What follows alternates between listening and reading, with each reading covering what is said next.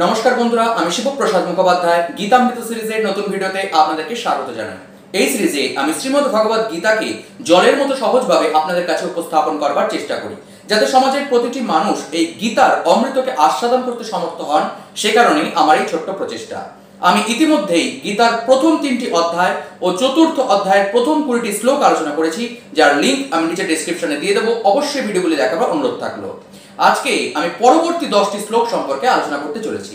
তো চলুন শুরু করা যাক শ্রীমদ্ ভগবত গীতা চতুর্থ অধ্যায় জ্ঞান কর্ম সন্ন্যাস যোগ শ্লোক নাম্বার 21 থেকে 30।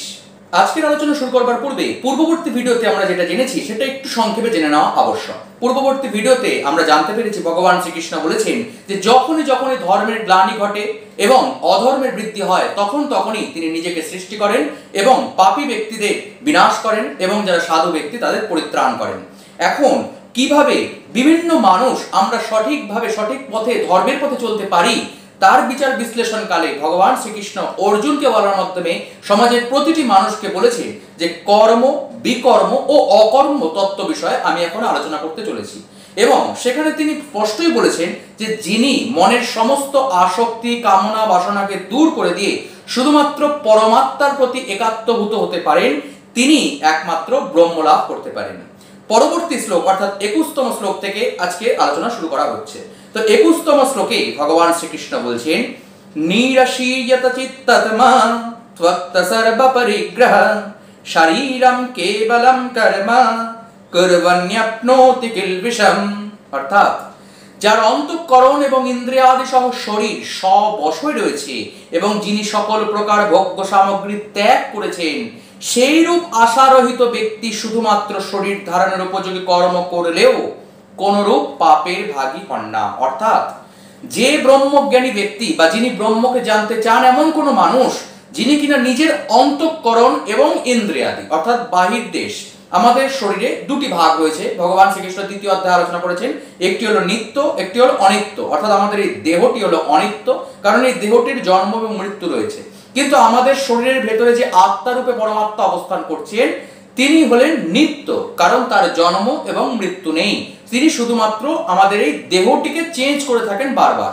আর তাই ভগবান শ্রীকৃষ্ণ বলছেন যার অন্তঃকরণ অর্থাৎ মন বা চেতনা নিজের বশে রয়েছে, অর্থাৎ তার বুদ্ধির বশে রয়েছে, এবং তার ইন্দ্রিয়াদি অর্থাৎ তার দেহটাও তার বশে রয়েছে, শরীরও তার বশে রয়েছে, অর্থাৎ তার মন এবং ইন্দ্রিয় দুটোই যার নিজের অধীনে রয়েছে, যিনি সকল প্রকার ভোগ্য সামগ্রী ত্যাগ করেছেন, অর্থাৎ কোনো বিষয় ভোগ, সেটা খাদ্যের লোভ হতে পারে বা বিষয়ের ভোগ হতে পারে বা যে কোনো বিষয়ের আসক্তি হতে পারে, যিনি সমস্ত ভোগ্য সামগ্রীর আসক্তি ত্যাগ করেছেন সেই রূপ আশারহিত ব্যক্তি, অর্থাৎ যিনি কোনো রূপ আশা করেন না, মা ফলেষু কদাচন, যিনি কোনো কর্মফলের আকাঙ্ক্ষাই করেন না, একমাত্র তিনি শরীর ধারণের উপযোগী কর্ম করলেও কোনরূপ পাপের ভাগী হন না, কারণ তিনি কর্মফলের আকাঙ্ক্ষা করে কর্ম করেন না। ভগবান শ্রীকৃষ্ণ আগের ভিডিওতে বলেছেন, আমরা জানতে পেরেছি যে ভগবান বলেছেন যে চাতুর্বর্ণাং মায়া সৃষ্ট কোন কর্ম বিভাগস, ব্রাহ্মণ, ক্ষত্রিয়, বৈশ্য, শূদ্র এই 4টি বর্ণকে গুণ এবং কর্মের বিভাগ অনুসারে আমি সৃষ্টি করেছি।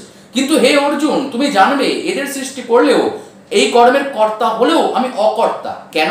কারণ এই কর্মের কোনো কর্মফলের আকাঙ্ক্ষা আমি করি না। একইভাবে ভগবান শ্রীকৃষ্ণ বলছেন যিনি শুধুমাত্র কর্ম করার জন্য কর্ম করেন, শরীর ধারণের জন্য কর্ম করেন, কোনরূপ কর্মফলের আকাঙ্ক্ষা করেন না, তিনি কর্ম করলেও আসলে সেটা কর্ম নয়, সেটা হয়ে যায় ক্রিয়া। আর তাই তিনি কর্মফলের মধ্যে ভাগী হন না, তিনি কোনো পাপের ভাগী হন না। পরবর্তী শ্লোকে ভগবান শ্রীকৃষ্ণ বলছেন ইয়দৃচ্ছলাভ সন্তুষ্টো দ্বন্দ্বাতীতো বিমৎসরঃ সমঃ সিদ্ধ্যাবসিদ্ধৌ চ কৃত্বাপি না নিবধ্যতে। অর্থাৎ যিনি কোনো ইচ্ছা না রেখে যা পান তাতেই সন্তুষ্ট, ঈর্ষা শূন্য, হর্ষ শোকাদি দ্বন্দ্ব হতে যিনি মুক্ত এবং সিদ্ধি অসিদ্ধিতে যিনি সমজ্ঞান সম্পন্ন, তিনি শরীর ধারণের উপযোগী কর্ম করলেও তাতে বদ্ধ হন না। খুব সুন্দর, খুব অন্তর্নিহিত তত্ত্ব সমৃদ্ধ কথা বলছেন ভগবান শ্রীকৃষ্ণ। তিনি বলছেন যিনি কোনো ইচ্ছা রাখেন না, কোনো কিছুর পাওয়ার আকাঙ্ক্ষা রাখেন না, যা পান তাতেই যিনি সন্তুষ্ট। এটি কর্ম করলেন, আমরা কোনো একটি কর্ম করলাম কিছু একটা পাওয়ার জন্য, কিন্তু আমি সেটা পেলাম না, তাহলে কি হবে? আমার দুঃখ হবে। কিন্তু যিনি ওই কর্মটি শুধুমাত্র করার জন্যই করেছেন, কর্মের ফলটা তিনি কোনো আকাঙ্ক্ষাই করেননি, তাই যেটাই ফল আসলো কেন সেটাতেই তিনি সন্তুষ্ট। তাই ভগবান বলছেন যিনি কোনো ইচ্ছা রাখেন না, যা পান তাতেই তুষ্ট হন, যিনি ঈর্ষা শূন্য, কাউকে ঈর্ষা করেন না যে ওর এত বাড়ি রয়েছে, এত গাড়ি রয়েছে, এত টাকা পয়সা রয়েছে, আমার নেই, তাহলে আমি ওর মতো কি করে হব, এরকম ঈর্ষা করেন না, কাউকে ঈর্ষা করেন না, কাউকে হিংসা করেন না, যার মন হর্ষ এবং শোক থেকে সম্পূর্ণ মুক্ত, যিনি কিনা কোনরূপ আনন্দের দ্বারা যার মন চঞ্চল হয় না, আবার দুঃখেও যার মন কখনো চঞ্চল হয় না, যার মন একদম পরিস্ফুট, পরিষ্কার, নিশ্চল, যিনি সিদ্ধি এবং অসিদ্ধিতে সমজ্ঞান করেন, লাভ ক্ষতি, জয় পরাজয়, সুখ দুঃখ সর্ব অবস্থায় যার মন নিশ্চল থাকে, তিনি শরীর ধারণের উপযোগী কর্ম করলেও তাতে কর্মে বদ্ধ হন না। কেন? কারণ তিনি কর্মফলের আকাঙ্ক্ষা করছে না। বারবারই ভগবান শ্রীকৃষ্ণটাই বলছেন যে কর্মফলের আকাঙ্ক্ষা না করতে।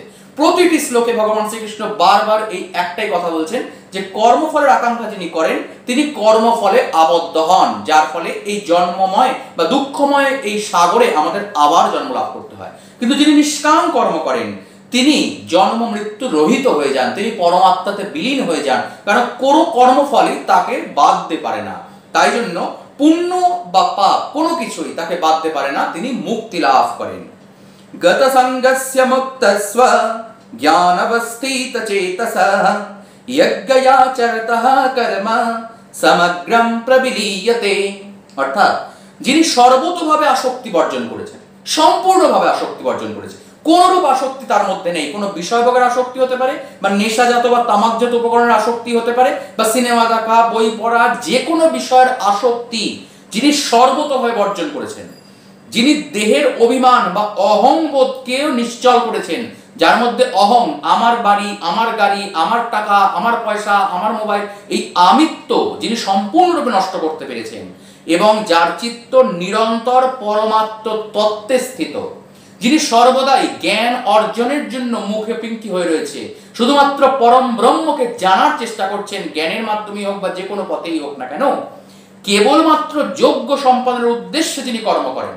যজ্ঞ সম্পাদনের উদ্দেশ্যে কর্ম কি সেটা আমি অলরেডি তৃতীয় অধ্যায়ে আলোচনা করেছি, দ্বিতীয় অধ্যায়ে আলোচনা করেছি। যজ্ঞ মানে শুধুমাত্র হোমের মধ্যে আহুতি দেওয়াই নয়, কর্মটাই হলো যজ্ঞ। আমাদের প্রতিটি কর্ম, সেটা যে কোনো কর্ম হতে পারে, সেটা বই পড়া হতে পারে, ঘুরতে যাওয়া হতে পারে, জল খাওয়া হতে পারে, কিছু খাদ্য গ্রহণ হতে পারে, চোখের পলক ফেলা, নিঃশ্বাস গ্রহণ, প্রতিটি কর্ম যিনি শুধুমাত্র ব্রহ্মের প্রতি অর্পণ করে করেন তাকেই কর্মযজ্ঞ বলা হয়। অর্থাৎ পুজোর সময় আমরা যেমন ভগবানকে কোনো একটি নিশ্চল বা নিখুঁত ফল দিতে চাই, নিখুঁত ফুল দিতে চাই, সেরকমই আমাদের প্রতিটি কর্ম যেন নিখুঁত হয়, কোনোরূপ কামনারূপ বিদ্বেষ বা কামনারূপ অপবিত্রতা যেন আমাদের কর্মের মধ্যে না থাকে। কারণ নিষ্কাম কর্মই ব্রহ্মকে অর্পণ করা যায়, সকাম কর্ম ব্রহ্মের প্রতি অর্পিত হয় না, সেটা নিজের ভোগের জন্য অর্পিত হয়। তাই জন্য ভগবান বলছেন যিনি শুধুমাত্র যজ্ঞ সম্পাদনের উদ্দেশ্যে কর্ম করেন, অর্থাৎ নিষ্কাম কর্ম করেন এবং সেই কর্ম ব্রহ্মের প্রতি অর্পণ করে কর্ম করেন, তার সমস্ত কর্ম পরমাত্মায় বিলীন হয়ে যায়, তার কোনো কর্মফল তাকে বাঁধতে পারে না, তার সমস্ত কর্ম পরমাত্মা গ্রহণ করে নেন এবং তা ফল প্রসব করে না, তার সেই কর্মের কোনো ফলই থাকে না, আর সেই ফলের দ্বারা তিনি বদ্ধ হন না। ব্রহ্মার্পণম ব্রহ্মহবির ব্রহ্মগ্নৌ ব্রহ্মণাহুতম ব্রহ্মৈব তেন গন্তব্যম ব্রহ্মকর্ম সমাধিনা। কি সুন্দর একটি শ্লোক। ভগবান শ্রীকৃষ্ণ বলছেন যে যজ্ঞে অর্পণ অর্থাৎ শ্রুবাদি যার দ্বারা হবি অগ্নিতে প্রক্ষিপ্ত হয় সেটা ব্রহ্ম। অর্থাৎ আমরা যখন কোনো যজ্ঞ করি, নর্মাল যজ্ঞ আমরা জানি যে অগ্নির দ্বারা যে নর্মালি আহুতি দিয়ে বিল্লপত্র বা ঘৃতাহুতি যাই দিই না কেন, সেই যে যজ্ঞ আমরা করি, সেই যজ্ঞে যা অর্পণ হয় অর্থাৎ শ্রুব দ্বারা যে হবি অর্পণ অগ্নিতে প্রক্ষিপ্ত হয়, সেই হবিটি হলো ব্রহ্ম। এর সঙ্গে কি আহুতি দ্রব্যাদিও ব্রহ্ম, অর্থাৎ আমি যেটা আহুতি দিচ্ছি সেটা বিল্লপত্র হোক, ঘৃত হোক, আর্য সমিধ হোক, তিলাজ্য, জবাজ্য, যে সমিধি হোক না কেন, সেই সমিতিও ব্রহ্ম। তথা ব্রহ্মরূপ যজ্ঞকর্তার দ্বারা যিনি যজ্ঞ করছেন, যিনি যজ্ঞকর্তা, তিনিও ব্রহ্ম। এবং ব্রহ্মরূপ অগ্নিতে, অগ্নি যে অগ্নিতে আহুতি দেওয়া হচ্ছে সেই অগ্নিটিও ব্রহ্ম। প্রদানরূপ ক্রিয়াও ব্রহ্ম, অর্থাৎ এই যে কাজটি হচ্ছে সেই কাজটিও ব্রহ্ম। সেই ব্রহ্মকর্মে নিবিষ্ট চিত্ত যোগীর প্রাপ্ত ফল হলো ব্রহ্ম। অর্থাৎ সোজা কথা হলো সর্বং খলবিদম ব্রহ্ম। এই ভগবান শ্রীকৃষ্ণ এই গীতাকে সমস্ত বেদাদি শাস্ত্রের সার বলেছেন। কেন? কারণ সমগ্র বেদ উপনিষদের সার তত্ত্বরূপ এই গীতার অমৃত তিনি আমাদের প্রদান করেছেন। তিনি স্পষ্টই বলেছেন যে এই সমগ্র বেদাদি শাস্ত্র যদি গরু হয় তবে সেই গরুকে দহন করে দুগ্ধরূপ অমৃত ভগবান শ্রীকৃষ্ণ আমাদের নিবেদন করেছেন। আর বেদে যে তত্ত্ব আলোচিত হয়েছে সর্বং খলবিদম ব্রহ্ম, সমস্ত কিছুই ব্রহ্ম, সেটাকেই সহজভাবে সাধারণ মানুষের জন্য ভগবান শ্রীকৃষ্ণ এই গীতার মাধ্যমে আমাদের কাছে তুলে ধরেছেন। তিনি কি বলছেন, যে আমরা যখন কোনো যজ্ঞ করছি, যে পাত্রটি দিয়ে আমি আহুতি দিচ্ছি, যেটাকে স্রোপ বা এমন টাইপস অফ চামচ বলা হয়, এক ধরনের চামচ যাতে আমি ঘি দিচ্ছি, যেটা কোষাকুষির কুশিও হতে পারে, তো সেই পাত্রটি ব্রহ্ম। এর সাথে কি বলছে, যে ঘৃতটি আমি আহুতি দিচ্ছি সেই ঘৃতটিও ব্রহ্ম। যিনি যজ্ঞ করছেন, অর্থাৎ আমি যদি যজ্ঞ করতে হয় তাহলে আমিও ব্রহ্ম। যেই অগ্নিতে আমি আহুতি দিচ্ছি সেই অগ্নিটিও ব্রহ্ম। এবং এই যে কর্মটি করছি সেটাও কর্ম, সেই কর্মটিও ব্রহ্ম। অর্থাৎ এই হবিটি কার কাছে যাচ্ছে, ব্রহ্মের কাছে অর্পিত হচ্ছে। এবং এই কর্মের ফলে যে ফল লাভ করছি সেই ফলটিও ব্রহ্ম, কারণ যজ্ঞ কর্ম ব্রহ্মের প্রতি অর্পিত হয়ে হচ্ছে। অর্থাৎ সর্বং খলবিদম ব্রহ্ম, সমস্ত কিছু ব্রহ্ম, ব্রহ্ম বিনা অন্য কিছু নয়, ব্রহ্মই একমাত্র সত্য, বাকি সমস্ত কিছু মিথ্যা। এই সার তত্ত্বই শ্রীমদ্ ভগবদ গীতার এই শ্লোকটিতে ভগবান শ্রীকৃষ্ণ বলছেন। তিনি বলছেন, দৈবমেব পরে যজ্ঞম যোগিনঃ পর্যুপাসতে ব্রহ্মজ্ঞাব পরে যজ্ঞম যজ্ঞেনৈবোপয়ুহতি।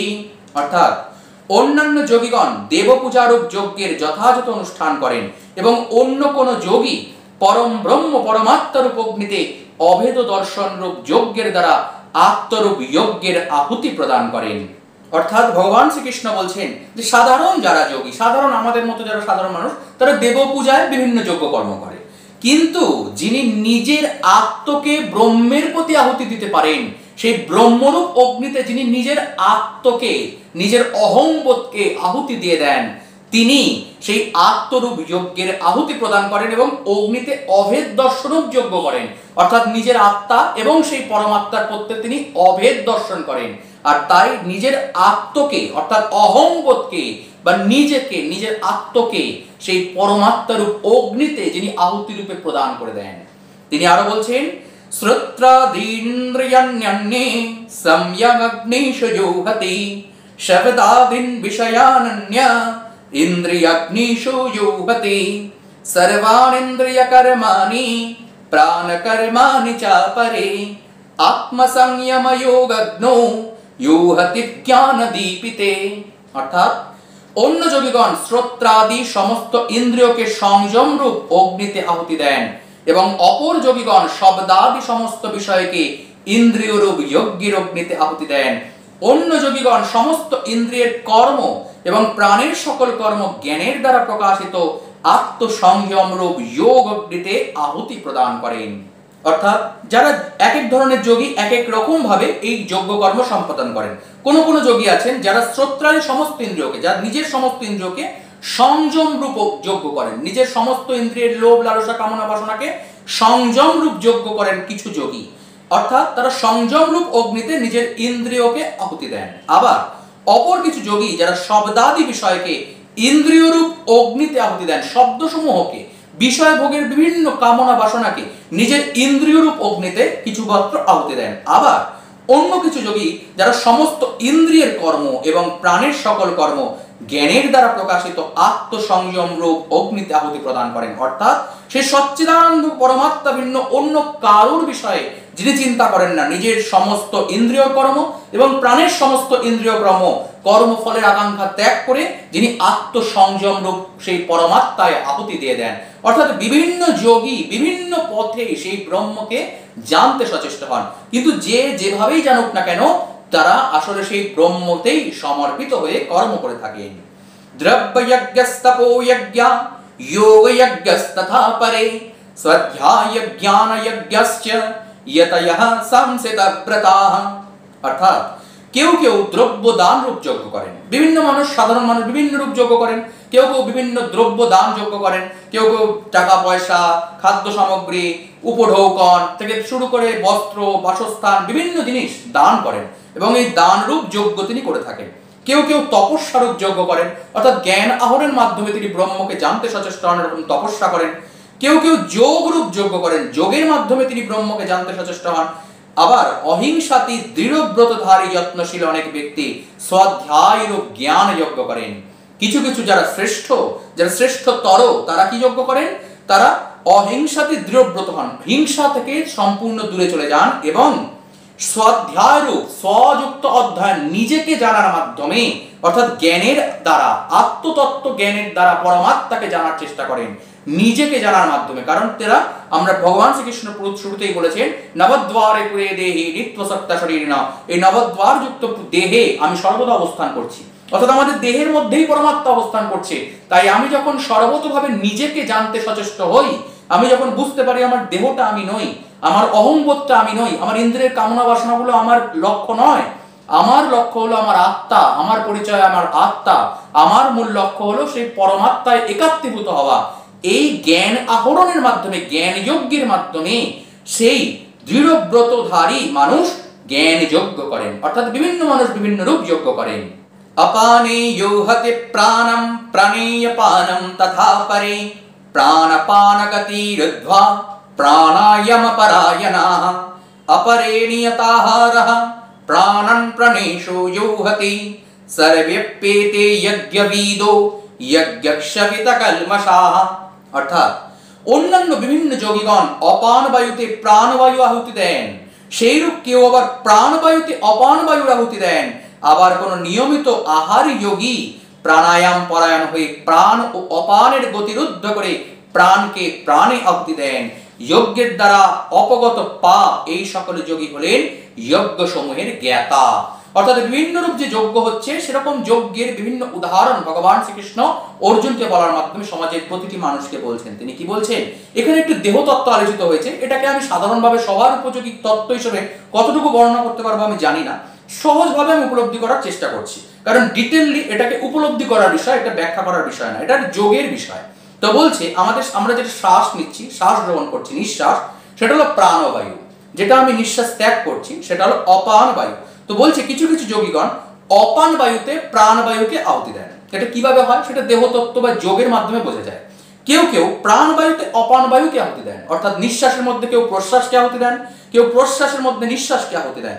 আবার কিছু মানুষ প্রাণায়াম পরায়ণ, অর্থাৎ সাধারণ আমরা যারা প্রাণায়াম করি, আমরা কুম্ভক করি, রেচক করি, শ্বাস গ্রহণ করলাম, কিছুক্ষণ শ্বাসটাকে ধারণ করলাম, তারপর আবার শ্বাস ত্যাগ করলাম, আবার শ্বাস গ্রহণ করলাম। তো এই প্রাণ অপান আর মাঝখানে যে শ্বাসটাকে আমি স্থির করছি সেটা হলো সমান বায়ু। তো ভগবান শ্রীকৃষ্ণ বলছেন কেউ কেউ প্রাণ অপানের গতিরুদ্ধ করে, অর্থাৎ এই যে শ্বাস গ্রহণ এবং শ্বাস ত্যাগ, প্রাণ এবং অপানের যে গতি, এই গতিকে রুদ্ধ করে নিজের প্রাণে এই গতিকে আহুতি দেন, প্রাণের মধ্যে প্রাণকে সমান বায়ু দ্বারা আহুতি দেন। আর এইভাবে বিভিন্ন যোগী যজ্ঞ সমূহের জ্ঞাতা হন, ব্রহ্মকে জানতে সচেষ্ট হন। আমি জানি না কয়টুকু এই যোগের বিষয়টুকু আমি আপনাকে বোঝার চেষ্টা পারলাম, কারণ শেষের অংশটুকু সকলের উপযোগী করে বোঝানোটা আমার পক্ষে একটু কঠিন হচ্ছে, তথাপি আমি চেষ্টা করলাম। যদি আপনার বুঝতে অসুবিধা হয় নিচে কমেন্ট করে জানাবেন যে আপনার বুঝতে অসুবিধা হলো কিনা। তো আজকে আমরা ভগবান শ্রীকৃষ্ণ দ্বারা বর্ণিত শ্রীমদ্ ভগবদ গীতার ৪র্থ অধ্যায়ের ২১ থেকে ৩০তম শ্লোক আলোচনা করলাম। ভিডিওটি কেমন লাগলো নিচে কমেন্ট করে অবশ্যই জানাবেন। শেয়ার করে সনাতন ধর্ম প্রচার এবং প্রসারের যাত্রায় আপনাকে সহযোগিতা হওয়ার আমন্ত্রণ থাকলো। আর অবশ্যই চ্যানেলটিকে সাবস্ক্রাইব করে সঙ্গে থাকুন। দেখা হচ্ছে পরবর্তী ভিডিওতে। নমস্কার, জয় গীতা।